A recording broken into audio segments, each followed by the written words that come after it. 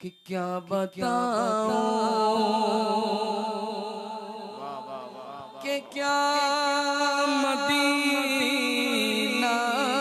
है। एक साहब कहने लगे, बच्चियां मुर्तद हो रही हैं, गैरों के साथ भाग रही हैं, मौलाना लोग कुछ कर नहीं रहे हैं। मैंने कहा क्या मदरसे के तालिब इल्मों को सबके घरों के सामने पहरेदार बना दिया जाए, इन तलबा को बैठा दिया जाए लोगों के घरों पर। वो बाप क्या अंधा है जो अपनी बेटी को नंगा लिबास पहना करके यूनिवर्सिटी में भेजता है?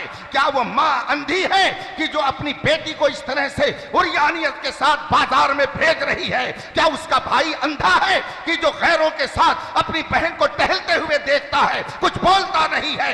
इसलिए रसूल पाक ने 1400 साल पहले फरमाया, कुल्लुकुम राइन व कुल्लुकुम मसऊलुन अन रइयतिही। तुम में का हर शख्स जिम्मेदार है और हर शख्स से उसकी जिम्मेदारी के बारे में सवाल किया जाएगा।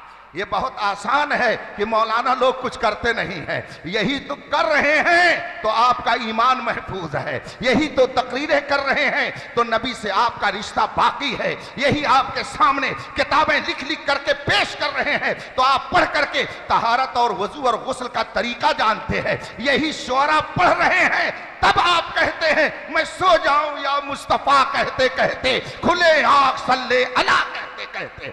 मैं कभी कभी ये कहता हूं कि जिस तरह से हमारे सच्चे उलमा का किरदार दावत व तबलीग के हवाले से बहुत अहम है, हमारे कुछ अच्छे शुअरा का भी किरदार बहुत ही अहम है। इसलिए कि इन शुअरा ने हमारे लाखों नौजवानों की जबान से गाने के नगमे को छुड़ा करके मुस्तफा की नात पढ़ने का हुनर अता फरमाया है। मैं ये कहता हूं हमारे बेशुमार नौजवान ऐसे हैं कि जो कल तक गाना बैठ करके सुनते थे मगर अब मुस्तफा की नातें सुनते हैं। किसी ने असद इकबाल को पसंद कर लिया तो किसी ने अख्तर ज़ियाई को पसंद कर लिया, किसी ने वैस कादरी को पसंद कर लिया, मगर सब कहते हैं मजा तो जब आता है जब बरेली के रजा का कलाम सुनाया जाता है।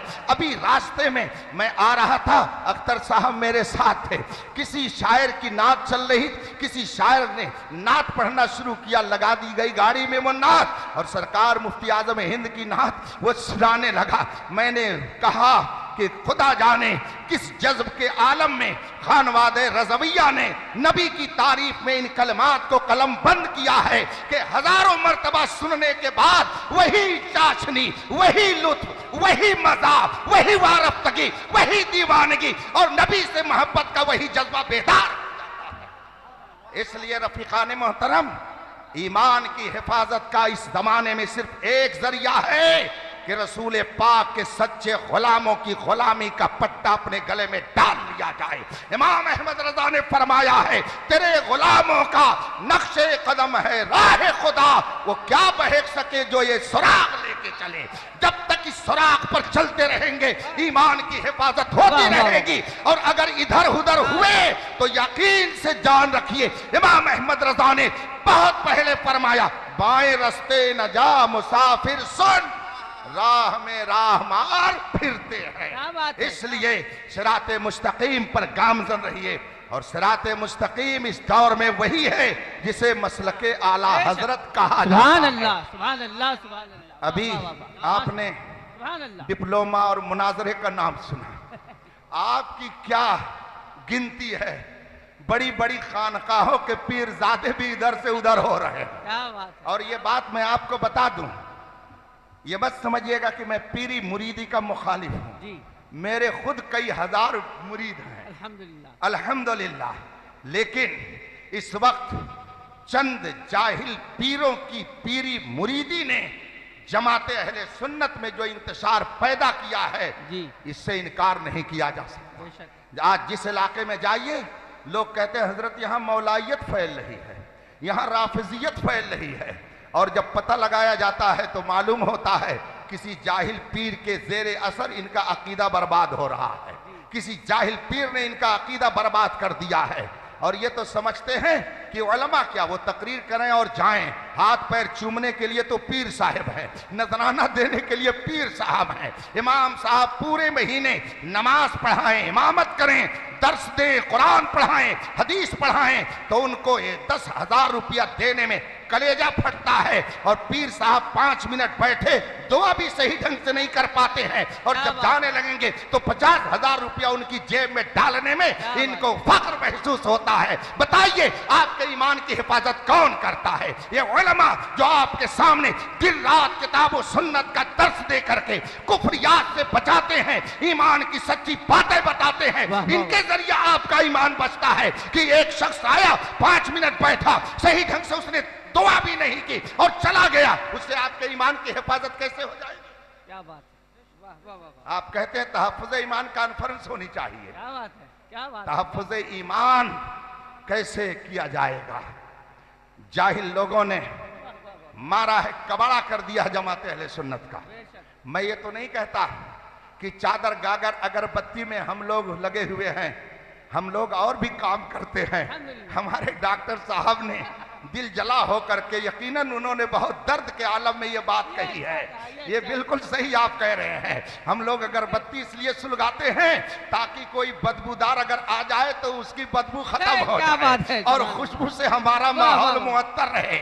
हम अपने बुजुर्गों के आस्थानों पर चादर इसलिए पेश कर देते हैं ताकि पता चले कि हम लोग अगरचे गुनहगार हैं मगर इनके दामन से वाबस्ता हैं, ये बड़े अल्लाह वाले हैं, तो इनकी बरकतें हमको भी मिलेंगे और जो कोई इधर से गुजरे वो भी बरकत लेकर के जाए। इस अलामत के लिए हम चादर लगा देते। मगर अल्हम्दुलिल्लाह अहले सुन्नत बहुत बड़े बड़े इदारे भी चलाते हैं, बहुत बड़े बड़े उनके यहाँ मदारिस भी कायम है, बल्कि पूरे हिंदुस्तान में अहले सुन्नत के मदारिस का जो अजीम जाल बिछा हुआ है उसी की बरकत है कि गांव गांव मसलक आला हजरत का सुभान अल्लाह, सुभान अल्लाह, सुभान अल्लाह, वाह वाह वाह वाह, सुभान अल्लाह, अल्लाह अकबर, या रसूल अल्लाह, या रसूल अल्लाह।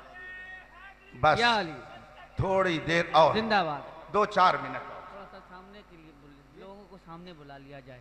अच्छा, आप ना बोले, मैं बोलता हूँ। भाई जो पीछे बैठे हैं, मैं आप लोगों से गुजारिश करूंगा कि सामने तशरीफ ले आए। दरूद शरीफ पढ़े। अल्लाहुम्मा सल्ली अला सय्यदना व मौलाना मुहम्मद मादिल जूद वल करम व आलिल किराम अजमईन। अभी 2 रोज पहले झांसी शहर में जो कुछ हुआ मीडिया के जरिए आपने उसको मालूम कर लिया होगा।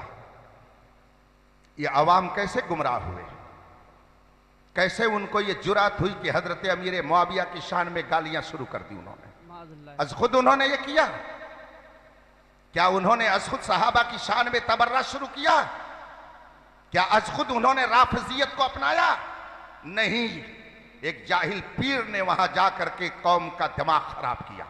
नतीजा यह हुआ कि मुनाजरा करने के लिए चैलेंज बातिल की तरफ से होने लगा, लेकिन जब रजा के शेर पहुंचे तो दुम दबा करके भाग गए। इसीलिए मैं कहता हूं किल के रजा है खंजरे खूंखार बरकबार, आदा से कह दो खैर मनाए नशर करें। मैंने थोड़ी सी बात आपके दरमियान रख दी थी।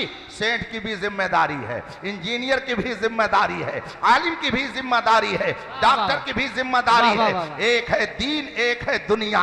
जब डॉक्टर ने दुनिया कमाई, जब इंजीनियर ने दुनिया कमाई, जब सेठ ने दुनिया कमाई, तो कौम के दुनिया की हिफाजत वो करे। इन उलमा ने दीन कमाया, इसलिए स्टेज के जरिए आपके दीन की हिफाजत ये करेंगे। ये काम बटा हुआ है, हर काम आलिम दीन के जिम्मा नहीं है। उलमाए दीन आपके दीन की हिफाजत के लिए गालियां भी सुनते हैं, दिन रात मेहनत भी करते हैं, मशक्कत भी उठाते हैं। कौम के दरमियान जाकर के हक और बातिल के दरमियान खत्ते इम्तियाज जब खींचते हैं तो बुराइयां भी बोल लेते हैं, मगर ये अपनी जबान से यही कहते हैं हर जफा हर सितम गवारा है, इतना कह दे कि तू हमारा है। हम इसलिए नहीं आपके दरमियान आकर के दीन का पैगाम पहुंचाते हैं कि आप खुश हो जाएं, हम इसलिए ये काम करते हैं कि अल्लाह और रसूल माशाअल्लाह, इसलिए सुभान सिर्फ अल्लाह, ये मत कहिए कि उलमा कुछ बोलते नहीं हैं, कहिए सेठ लोग पैसा दबा के बैठे हैं। अगर किसी का घर गिर जाए जो करोड़पति है उससे कहिए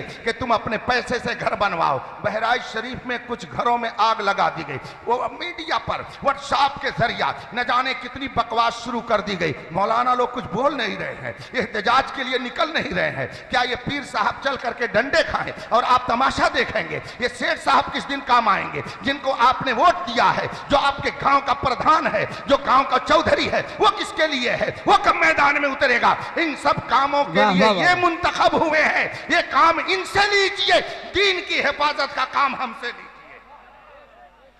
एक सेठ या इंजीनियर या डॉक्टर बेहतरीन इलाज तो कर सकता है, शानदार नक्शा तो बना सकता है, बेहतरीन इमारत बना सकता है, मगर दीन की हिफाजत और बातिल से मुनाजरे की जब नौबत आएगी तो न सेठ साहब काम आएंगे, न इंजीनियर साहब काम आएंगे, न डॉक्टर साहब काम आएंगे। डॉक्टर भी कहेंगे मौलाना को बुलाओ, इंजीनियर भी कहेंगे मौलाना को बुलाओ। किस लिए? वहां क्या जरूरत है?